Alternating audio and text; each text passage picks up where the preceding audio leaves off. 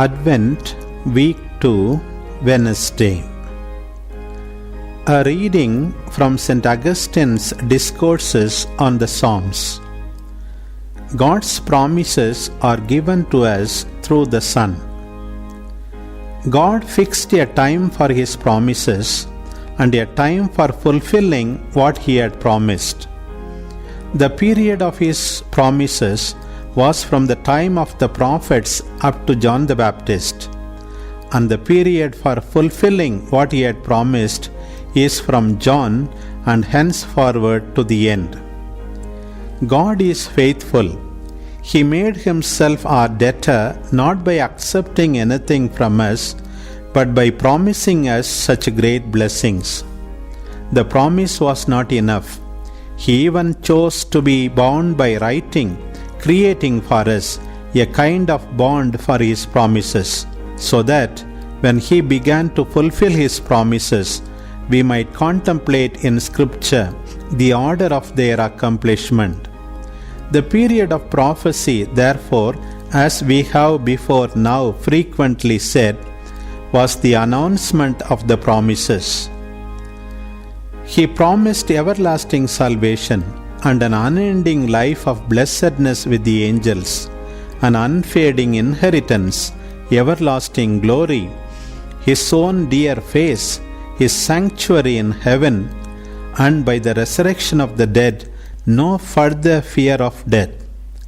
This is, as it were, His final promise, towards which all our endeavors tend, and after we have received it, we shall seek nothing more, demanding nothing more. Nor has He passed over in silence in His promises and prophecies how that final state will be reached. He promised to men the divine nature, to mortals immortality, to sinners justification, to castaways a state of glory. Because the promise of God that from mortality and corruption, from this weak and abject state, from dust and ashes, men would become equal to the angels of God, seemed incredible to men, He not only made a written covenant with them so that they might believe, but also gave them a mediator as a pledge of His promise. This was not some prince or any angel or archangel, but His only Son. Through that Son, He intended to point out and show us the way by which He would lead us to the goal He had promised. It was not enough for God to give us His Son merely to point out the way.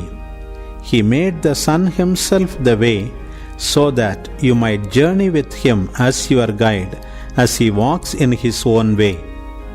The only Son of God was to come to men, to take manhood to Himself, and through what He took to become man.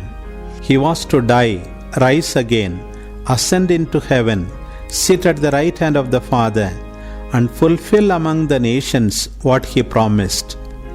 After the fulfillment of His promises among the nations, He is to fulfill this promise to come again. Then He will come to demand what He has previously given, to separate the vessels of wrath from the vessels of mercy, to repay the wicked as He has threatened, and the righteous as He has promised.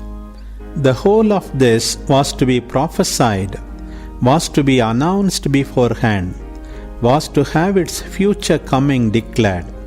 It was not to come suddenly and strike terror, but was to be believed and awaited.